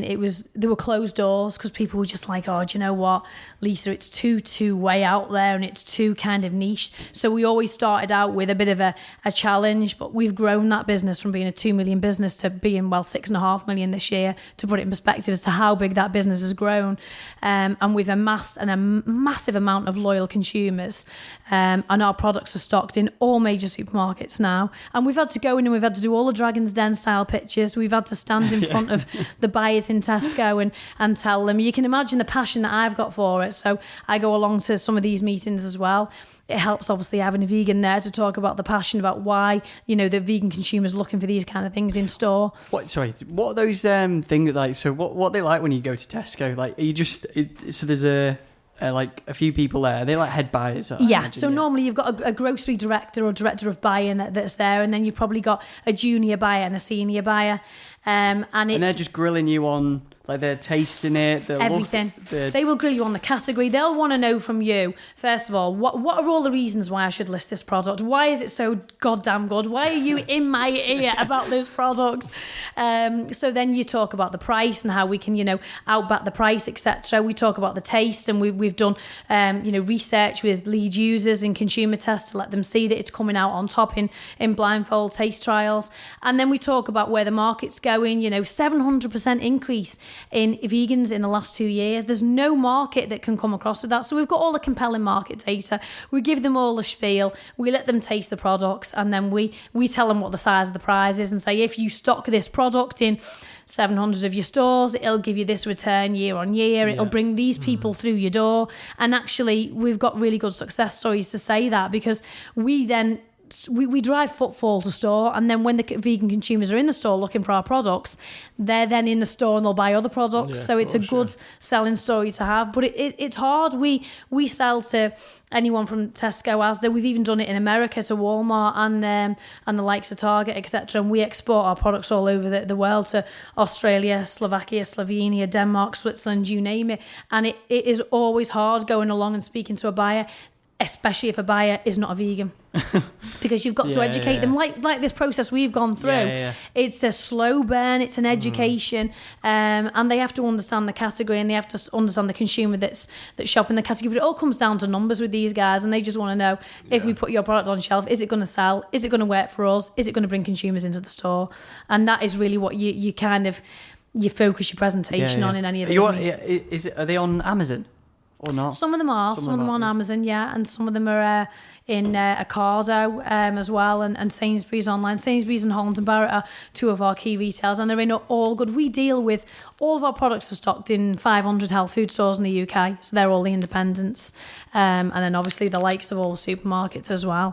And I think that's a big turning point as well. I was on BBC News earlier in the year, and also Sky News as well, because they invited me in to talk about all these weird and wonderful pills, potions, and fantastic products that are actually out there now in the public domain. And I think that there's been a big shift in the last 12 months.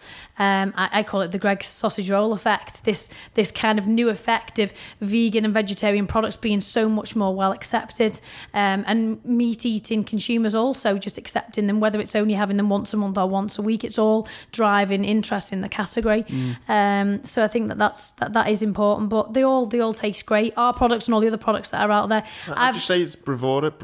Bravura. Yeah, Bravura Foods. As a vegan personally, I've never found the market so compelling and so exciting to live in. I mean, I can go into any store now and I can get anything. I can get vegan cheese, I can get vegan crisps, I can get vegan pizzas. I mean, the great thing as well, now, I don't know whether many people know this, is but if you go to Frankie and Benny's, Pizza Express, ZZ, any of the big chains, they've got vegan menus, and they've got some really cool things. Frankie and Benny's launched on their new menu 2 weeks ago a vegan cheesecake. I'm dying to taste it. I really am. I never even mind the big chains. I went to one in Liverpool called Down the Hatch. Oh yeah, yeah. It's just vegan. It's like vegan junk food, and it was amazing. It was like so good. Was it? Yeah. Yeah. What did you have? I was about a month ago and I can't remember, but it was so good. Yeah. And there was no non-vegan options there, so it's unreal. Isn't it? It was all vegan. Have you ever been to Egg in Bold Street? No. I have to take you there, honestly. All right, it's a real old school vegetarian restaurant that's got vegan options, and it's just off Bold Street. And it's a fantastic place. It's got all cool murals inside. All the students go there because you can get a 3-course meal for £9.95. And it's unbelievable. And they are really, really generous with their portions. So you can go in and get soup for a starter. They do an amazing vegan shepherd's pie called Vegan Dragon Pie. And it is gorgeous. They do great vegan cheese on toast. And they do loads of cakes and loads of desserts. You can get like an apple pie and custard in there that's all vegan as well.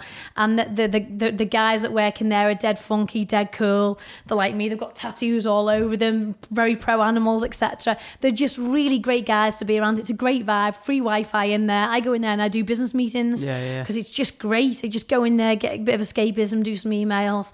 And yeah, it's just off Bold Street. And I think it's one of Liverpool's best kept secrets, to be honest. So I'd recommend that to anyone that's out and about. You've got some questions, haven't you? Yeah, I think, to be honest, it's been so informative anyway. I think we've probably gone over a few of these, but Someone said many elite level athletes are now vegan. Do you think all athletes in the future will be turning vegan? I don't know about all, because it is hard to convert everyone, but I certainly think there's going to be a massive influx after watching Game Changers. I think that, I mean... Yeah, and that as well. It just looks like such a cool documentary. Yeah, It's I think just that is going to be amazing. I would also say check out greatveganathletes.com, because that's got all the best vegan athletes in the world. So I think that probably to say all will go vegan would be a lovely dream, but probably I think more realistic to say you're going to see massive increases in it. People are wanting to know about vegan diet being expensive. Again, we've touched on that. Yeah. Is eating corn better than eating normal meat for your health and diet? Corn's an interesting one. It's one of the original ones that's been around for years. For anyone that doesn't know, that's got egg protein in it, but they have brought out a vegan range now as well, that's a little bit more nutritious, etc. I certainly think it's better for your health because it's higher in fibre, it's just as high in protein, and it's been shown to decrease your bad LDL, your cholesterol levels. So I think it's why Mo Farah's quoted as being a big fan of that.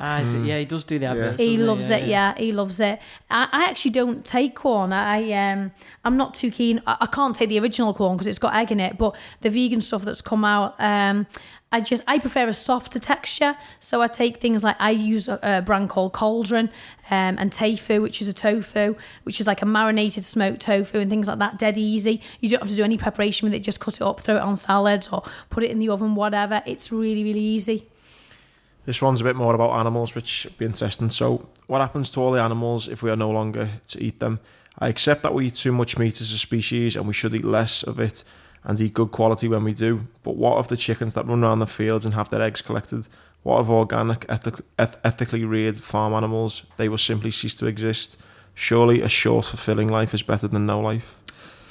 I actually disagree with that, because I think a shorter life that's actually only been born for food is actually quite worthless. It's pointless, and it's actually very cruel.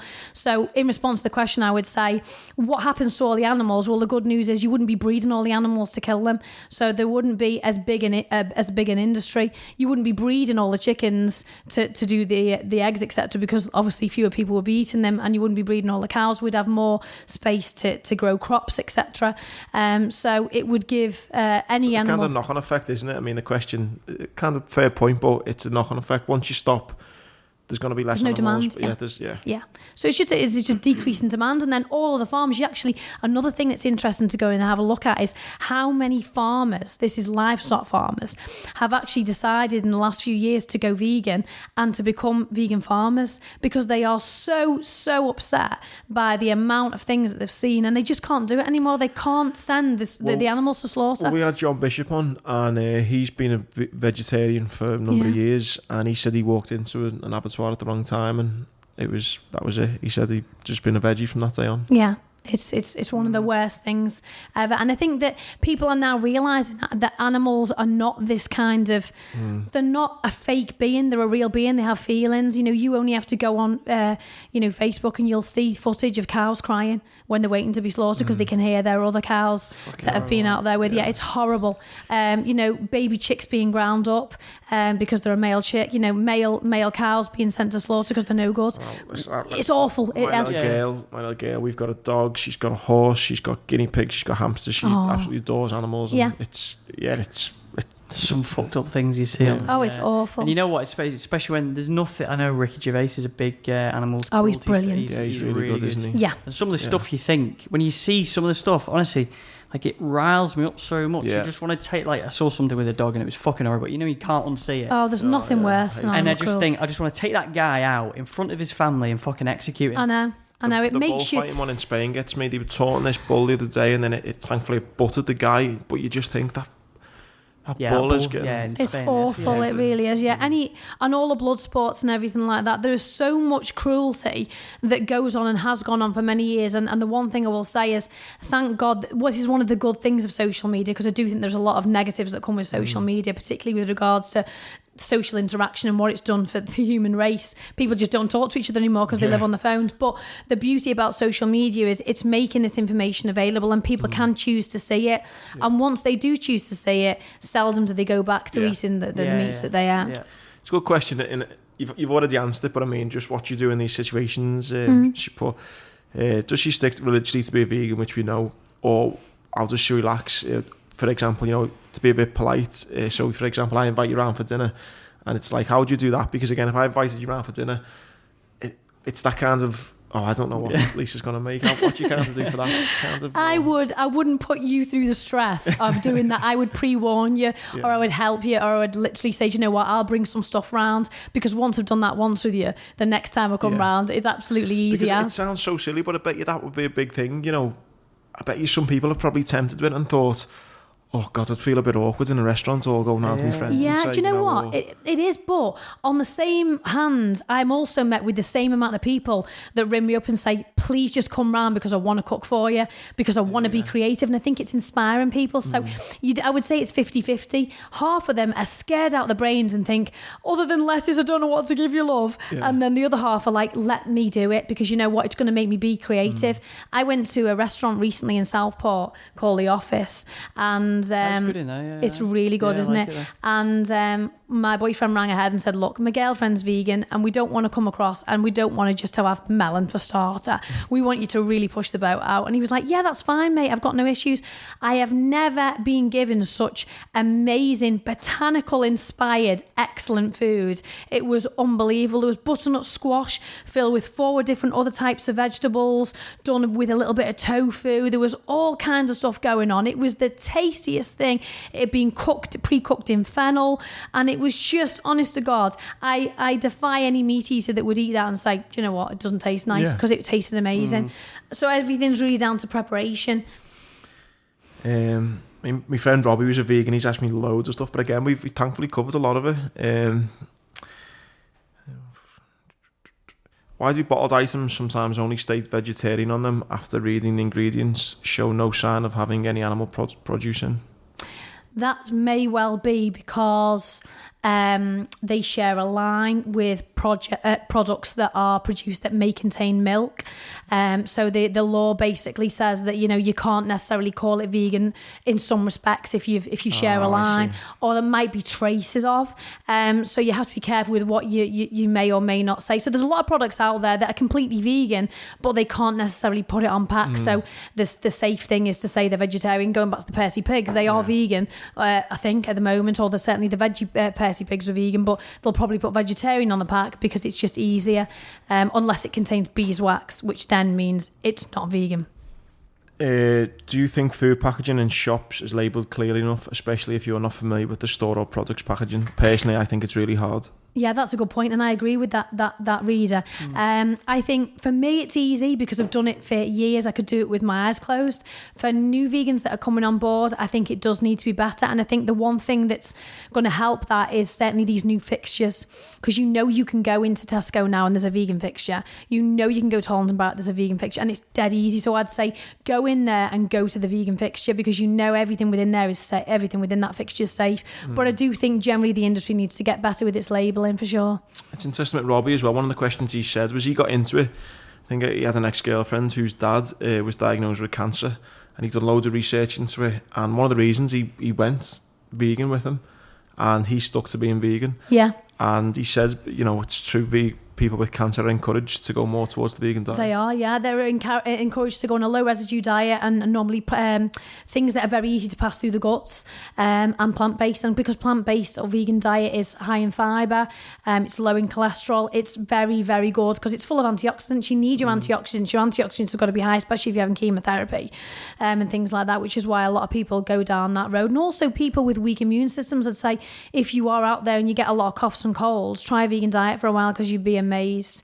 You would be amazed by the antioxidants, your vitamins A, your E, your C's, etc. They are so prolific in a vegan diet that literally all you're eating all day long is goodness, and that is great, because it's like you're just eating magic food that is going to help protect your health from coughs, colds and things like that. I think it's crazy, isn't it? It's so amazing how much we've advanced in technology and stuff, but if you look at throughout time, we are just animals at the end of the day. Yeah. And, lions are still doing the same thing that lions were doing millions of years ago. Monkeys are still doing the same thing they were doing. But yeah, we've suddenly went, actually, you know what, we're now just going to throw something in the microwave and eat this, and we're going to just do that, and we're going to just... And fizzy drinks and and then we're wondering why sat in an office all day, not around running. We've changed so much, haven't we, these last couple 100 years? And, massively. And it's like we've obviously the millions of years it takes to kind of change, and it takes time. It does take time. Yeah. There's a lot of people out there that are making it easy, though. Guys, have a look at Matt Pritchard. So he's. Were you going to talk about Matt Pritchard? Well, someone said when I put up to about a vegan, I put something on about a vegan. Someone texted me his number and said he's from Dirty Sanchez, and he said he's doing all kind of crazy triathlons. Oh, he's amazing, yeah. So he literally... So I've tried to make contact with him, so hopefully we're going to get him on. Let me know if you don't get him, because we're at the same talent agency. So really, yeah. He's an amazing guy, and he's brought out Dirty Vegan, which is a book, and also he's had the series as well, that One Tribe Talent and One Tribe Management have done on TV, and it's been really, really well accepted. And what he's done is, as you know, his background is crazy as hell. He's covered in tattoos. He's done all the mad stunts over the years. If anyone was not going to go vegan, it would be him. That's what I thought when someone said he's had a Dirty Sanchez. I was like, no way. So he's gone vegan. But what he's done is it's really interesting, and it's a very good help for anyone that wants to go vegan but doesn't want to get rid of comfort food. He's got some great recipes in his book and on the documentaries, etc. Where he's making wholesome foods like stews and pies and all these different types of things, and they are phenomenal. And he's dead passionate about them, and he's actually doing a lot of triathlon stuff, and he's a fit guy himself. He's turned his life around, and I think that if you watch the documentary, you can see everything. His cholesterol levels have gone down, his energy levels have gone up. I've started to follow him on Instagram. He's cool what he's doing. It is really, really good. So I think he's another guy worth having a chat to and worth looking into if you're thinking about making that transition but you don't want to leave your comfort food behind. Some of his recipes are absolutely out of this world and very easy to make. They're targeted particularly at males that don't want to spend a lot of time in the kitchen, that just want to make something good, either impress themselves or a lady that's coming round for dinner with something cool, and his recipes are awesome, so worth a little look at that. Last question from me, from what Robbie asked, and if you want to ask anything else, what's your favourite meal? That is a good question. It is a good question. Now, Robbie's asked me what you're here for, mate. That is an amazing question. Now, are we talking like literally starters, mains, desserts? No, I always say, the death row meal. Okay. If you're on death row, they give you one last meal, don't they? Yeah, they do. So curry. I love curry. So I normally go for a vegetable balti, nice, sort of medium, not too spicy.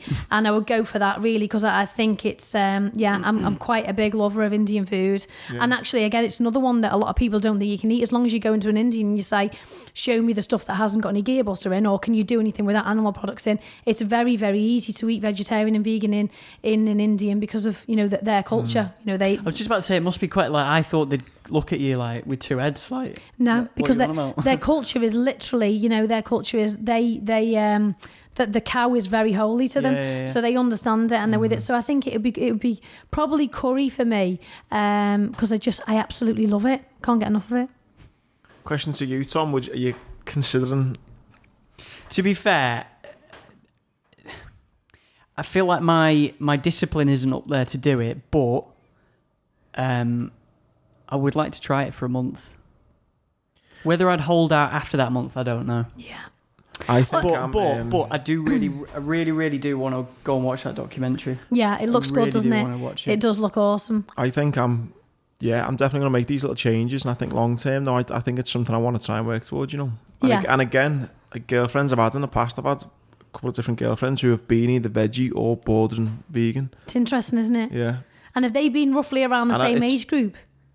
Yeah. Yeah, it is. From 28 to 31, It's 32. a generation thing. Yeah. I really do think. I mean, you know the interesting thing now, more vegan babies are being brought into the world than ever, and I think that's an interesting hotspot for new manufacturers to get on board with, because the new, they're called millennials and Generation Z, the younger generations, we call them as typologies, because they're vegan, they're bringing vegan babies up. So there's a big gap in the market, I think, for vegan baby foods and vegan baby snacks, new things like that. I think you're going to see a lot more innovation in the future. And I think fashion is another one as well, because I don't know if you know this, but you can actually make leather style clothes now out of pineapple leather and mushroom leather. And mushroom leather? Yeah, two people that have got behind this, H&M Wow. And Pamela Anderson, she's actually, you know, Ugg boots, because they're not vegan, obviously. Pamela Anderson has brought out her own, I think they're called Pammies, and they're Ugg boots that are vegan. And again, they're all kind of, you know, plant-based in that respect. That's true.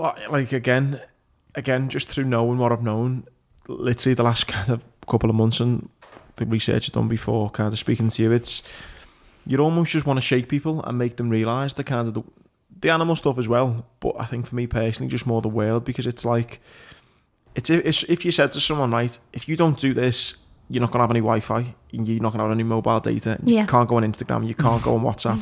People would be like, fuck, what do I need to do to get mass Wi-Fi? Panic. There would be mass panic. Yeah. But because you say, you know, if you don't start doing that, you know, in 100 years, probably the Great Barrier Reef won't be there, you know. Yeah. People are like, I know, but I won't be here. And it's just got that shit attitude of like, it doesn't affect me. So, whereas if it was like, you know what, if you're not going to have your mobile phone, I'm going to take it off you. People would be like, shit, what do I need to do? Totally. And you just kind of we need to kind of, it's like, I think it's come out all throughout the podcast, it's just education. It is. And do you know what really annoys me about the media is that a lot of the media at the moment it does make fun of vegans. You've got Piers Morgan on the telly every day spitting out vegan food into buckets. Saying this is awful, it's awful, don't go near it. Which is ridiculous, because that's obviously putting out quite a negative connotation with it. And I actually think there's a restriction on information that's coming across in the media. I'm sure if people listen to this podcast, they've probably learned quite a lot, and they think, bloody hell, why isn't that out there in the public domain? It should be out there. One of the amazing things that I think is really worth doing is when you research it, whether you don't want to become vegan for the animals, but whatever it may be, it's actually just looking at some statistics.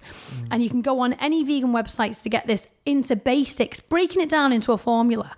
For instance, right, you can take, I think there's a statistic, it says something like you can take 16 pounds of grain and you can feed it to a cow, which only gives a cow 10% of its calories. Or you can take that same amount of grain and you can feed 20 people. So why put it into a cow in the middle? Why not just feed it to the people? Why are we doing that? You know, and I put formulas up. I was talking a keynote. That's crazy, that. It's mad, and I've got loads more like that are unbelievable. And I talked I was a key speaker at the Natural Organic Product Show earlier this year at London Excel, and that's what I was doing. I was talking to the masses over taking formulas and saying, this is how much water we'd save.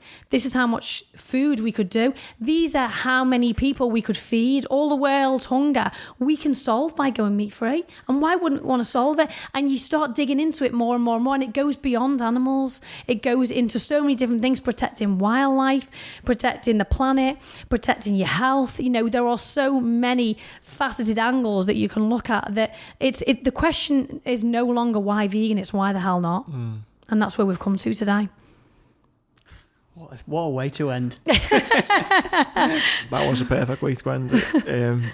I've certainly learned a hell of a lot. Yeah, I have, It's been 100% the most informative podcast we've done. So I can't thank you enough. It's been pleasure. Really good. It's been 2 hours as well. Wow. God, that's absolutely flown by. Feels like 10 minutes. I know, everyone always says that. It really does fly by. Can't thank you enough, Lisa. Cheers. Where before we start, anything you want to plug, or your Instagram? And Twitter, I'm on at Gone in 60 Minutes. Instagram, I'm just on Lisa_Gawthorne. So I give out daily tips and things like that. If anyone's interested, they can have a little look on there. Yeah, we'll tag you in all the posts and stuff now. But again, me and Tom and the Lego podcast. Yeah, thank you so much. Thank you very much. Thank you so much. Thank you. Thank you.